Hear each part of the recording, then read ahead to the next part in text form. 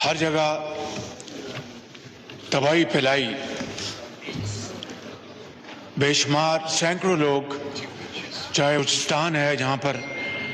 بے پناہ تباہی ہوئی، کراچی میں، سندھ کے دوسرے علاقوں میں، کے پی میں، پنجاب میں، چترال میں، ان تمام علاقوں میں بے پناہ انسانی جانوں کا ضیاع ہوا اور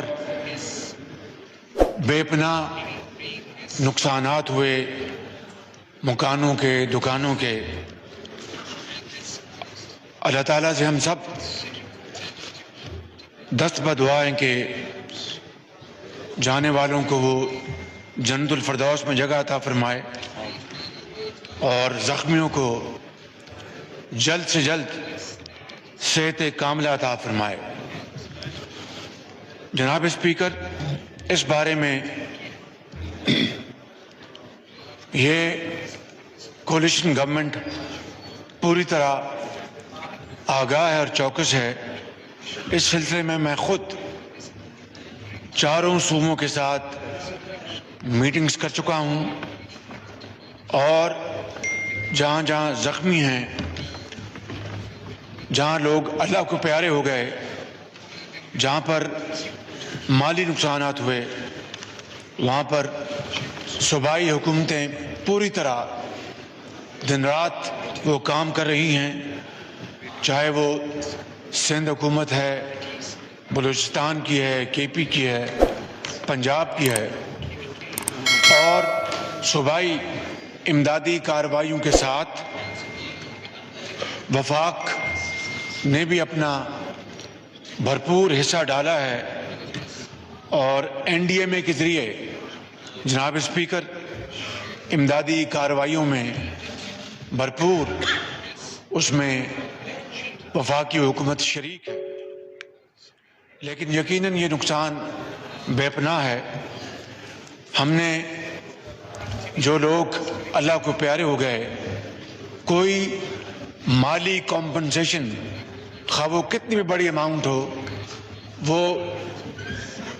جو ان کے پیارے ہیں ان کی دل کی تسلی، تشفی نہیں ہو سکتی اور عمر گزر جائے گی اور زندگی کے اندھے تپیڑے اللہ تعالیٰ ان سے محفوظ کرے۔ میں اس معزز ایوان میں تمام ہمارے ساتھی معزز ممبران جنہوں نے اس بارے میں یہاں پر اپنا مطالبہ پیش کیا ہے اور جنہوں نے نہیں کیا، میں جناب اسپیکر آپ کو یقین دلاتا ہوں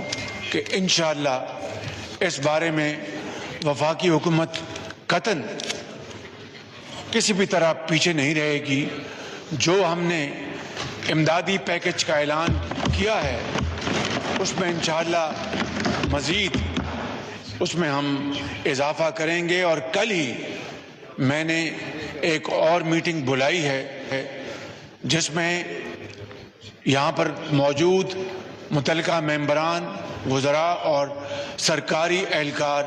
اس میں شامل ہوں گے، اور میں تمام معزز ممبران کو یقین دلاتا ہوں کہ ان کی سفارشات کے پیش نظر ہم کل انشاءاللہ مزید فیصلے کریں گے تاکہ جتنی بھی آسانی ہم ان گھرانوں کو اور صوبائی حکومتوں کو ہم پہنچا سکیں، وہ ہمارا ایک قومی فرض ہے اور اس میں ذرا بھی تاخیر نہیں کی جائے گی۔ کسانوں کو جو نقصان ہوا ہے اس بارے میں بھی انشاءاللہ ہم بھرپور اپنا کردار ادا کریں گے اور انشاءاللہ کسانوں کا جو بھی نقصان وفاقی حکومت صوبائی حکومتوں کے ساتھ مل کر جناب اسپیکر وہ کر سکتی ہے، انشاءاللہ ہم کریں گے، چاہے یہ نقصانات جل مکسی میں ہیں، چاہے وہ کوئٹہ میں ہیں، چاہے وہ چمن میں ہیں یا یوب میں ہیں یا ٹانک میں ہیں یا ڈیرہ اسماعیل خان میں ہیں یا کراچی میں ہیں، پورے پاکستان میں۔ جس طرح آپ نے چترالی صاحب نے فرمایا، چترال جو کہ پاکستان کا حصہ ہے، انشاءاللہ جہاں پر بھی یہ جناب اسپیکر نقصانات ہیں اس کا مداوع کرنے میں کوئی کسر نہیں چھوڑی جائے گی. میرا یہ میں آپ کو یقین دلاتا ہوں اور انشاءاللہ اس میں کوئی کمی نہیں ہوگی. جناب اسپیکر، انسانی فطرت ہے کہ جب کبھی بچے کو کوئی تکلیف پہنچے تو ماں بچے کے پاس دوڑتی اور بچہ فوراً ماں کے پاس آتا ہے. یہ ایوان، یہ معزز ایوان ماں ہے. پاکستان کے آئین کی جو تخلیق ہے اسی ماں کے گود سے نکلا ہے. 1973 کا آئین جو کہ ایک متفقہ آئین تھا جس میں پورے پاکستان کی لیڈرشپ، منتخب لیڈرشپ شامل تھی، اور اس وقت کے وزیر اعظم جناب ذوالفقار علی بھٹو کی لیڈرشپ میں پاکستان بھر سے منتخب ممبران نے، چاہے وہ حزب اختلاف میں تھے یا وہ ٹریجری بینچز میں تھے، جناب اسپیکر بڑی عرق ریزی کے ساتھ انہوں نے اس آئین کی تشکیل کی. اور یہ بات اپنی جگہ ایک مسلمہ حقیقت ہے کہ یہ آئین پاکستان کی وحدت کی ایک بہت بڑی نشانی ہے. اور اس آئین نے بدترین وقتوں میں بھی اسی آئین نے پاکستان کو ایک پوری دنیا کے سامنے ایک مضبوط متحد ملک کے طور پر پیش کیا. اور یہ میں سمجھتا ہوں کہ یہی آئین آئندہ آنے والی دہائیوں، صدیوں تک پاکستان کی رہنمائی کرتا رہے گا اور پاکستان کو مضبوط کرتا رہے گا. جناب اسپیکر، حاکمیت اللہ تعالیٰ کی ہے، یہی اس آئین میں لکھا ہے، اور عوام کے منتخب نمائندے وہ رب تعالیٰ کی حاکمیت اسی کی ہے اور وہی مالک اور خالق ہے. اور جو اس نے اختیار انسانوں کو دیا ہے اور 22 کروڑ عوام نے اس منتخب ایوان کو دیا ہے، یہ وہ اختیار ہے جو کہ ایک امانت جان کر،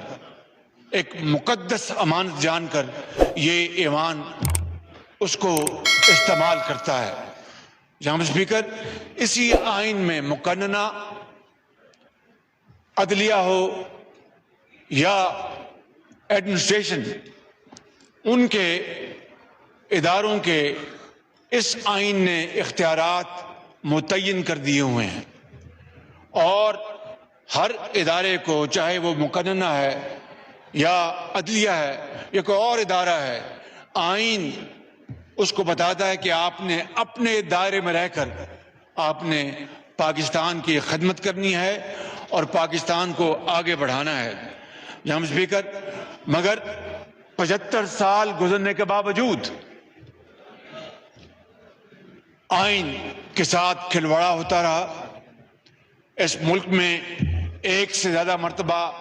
مارشل لا آئے اور وہ کئی دہائیوں وہ مارشل لا اس ملک کے اوپر وہ قائم رہے، مسلط رہے، جس کے نتیجے میں جناب اسپیکر پاکستان 2 لخت بھی ہوا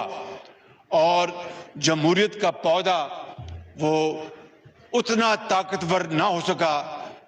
جتنا کہ اس کو ہونا چاہیے تھا. اور یہ پارلیمان وہ اس کی جو نشو و نما، اس کی طاقت وہ اس طرح سامنے ابھر کے نہ آ سکی جس طرح کہ اس کو آنا چاہیے تھا. جناب اسپیکر، آج اگر ہم قرب و جوار میں نظر دوڑائیں جناب اسپیکر، تو وہ ممالک جو ہم سے بہت پیچھے رہ گئے تھے یا بہت پیچھے تھے، آج ترقی کی دوڑ میں وہ ہم سے آگے نکل چکے ہیں. اور اغیار نے IMF کو خیر بات کبھی کا کہہ دیا اور غربت اور بے روزگاری کو انہوں نے دفن کر دیا. آج اس ملک کے اندر آج بھی 75 سال گزرنے کے باوجود جناب اسپیکر، بزرگ، نوجوان مائیں بیٹیاں پوچھتی ہیں کہ اس ملک کے اندر کب بے روزگاری کا خاتمہ ہوگا، کب اس ملک کے اندر مہنگائی کا خاتمہ ہوگا، کب اس ملک کے اندر غربت کا خاتمہ ہوگا، اور کب یہ قرضوں میں جکڑی ہوئی قوم کو صحیح معنوں میں معاشی آزادی نصیب ہوگی۔ جناب اسپیکر، میں آپ کو یہ عرض کرنا چاہتا ہوں کہ سب جانتے ہیں کہ 2018 کے الیکشن پاکستان کی تاریخ میں بدترین جھرلو الیکشن تھے، اور ایک ایسی حکومت کو مسلط کر دیا گیا یا مسلط ہو گئی جو صریحاً دھاندلی کی پیداوار تھی۔ اس میں تو کوئی کسی کو شک نہیں ہونا چاہیے کہ کس طرح رات کے اندھیرے میں RTS بند ہو گیا، اور کس طرح نتائج جو ہیں وہ دیہاتوں میں پہلے آ گئے اور شہروں میں کئی دن نتائج نہیں آئے، اور کس طریقے سے جناب اسپیکر جو گنتی جو حق تھا کینڈیڈیٹس کا، اس کو کس طرح ایک سابق چیف جسٹس کے آرڈر سے اس گنتی کو رکوایا گیا اور ٹائم پر وہ گنتی نہ ہوئی۔ ایک لمبا سلسلہ ہے۔ میں کہنا یہ چاہتا ہوں کہ 2018 کی حکومت بدترین تاریخ کی بدترین دھاندلی کی پیداوار تھی، اور 3.5 پونے 4 سالوں میں ان کی کارکردگی پوری قوم کے سامنے ہے کہ 3.5 پونے 4 سالوں میں جناب اسپیکر 20,000 ارب سے زائد قرضے لیے گئے، اور 2018 میں جو GDP 5.8% تھی وہ 2019 میں آ کے 20 میں آ کے صرف وہ بلکہ 1% سے بھی کم ہو گئی، منفی میں آ گئی۔ جہاں پہ اسپیکر لاکھوں لوگوں کو روزگار دلوانا تو دور کی بات تھی، لاکھوں لوگ بے روزگار ہو گئے، کسی کو ایک چھت دلوانا تو دور کی بات تھی، لوگ بے گھر ہو گئے، اور پاکستان کی معیشت کا جناب اسپیکر جنازہ نکل رہا تھا۔ اگر یہ اس وقت متحدہ اپوزیشن جناب اسپیکر اگر سیاست کو مقدم رکھتی تو پھر ریاست کا خدا حافظ تھا۔ ہم سب نے مل کر مشاورت کی اور فیصلہ کیا کہ ہمیں ریاست کو بچانا ہے، سیاست بچتی رہے گی۔ ریاست کو نہ بچایا تو خدا نہ خواستہ سیاست صفحہ ہستی سے مٹ جائے گی۔ جناب اسپیکر، یہ وہ تھا فیصلہ جو اس فرنٹ بینچ میں بیٹھے جو ہمارے قائدین ہیں انہوں نے مل کر کیا، مشاورت کے ساتھ کیا۔ ہم جانتے تھے کہ پاکستان ڈیفالٹ کے قریب ہے، ہم جانتے تھے کہ اتنی بڑی جو ہماری معیشت تباہی کا شکار ہو چکی ہے، اس کو واپس زندگی دلوانا کوئی آسان کام نہیں۔ ہم جانتے تھے کہ بے روزگاری جو ہے وہ عروج پر ہے، ہم جانتے تھے کہ مہنگائی وہ ہے وہ عروج پر ہے، لیکن جناب اسپیکر کیا ہم چور دروازے سے آئے؟ یہ پہلا موقع ہے جناب اسپیکر کہ وزیر اعظم ہاؤس پر کسی نے چڑھائی نہیں کی، بلکہ یہ ایوان ووٹ کی طاقت سے انہوں نے آئین اور قانون کے مطابق انہوں نے اس بدترین کرپٹ حکومت کو بدلا اور اس چیلنج کو قبول کیا۔ میں آج یہ بات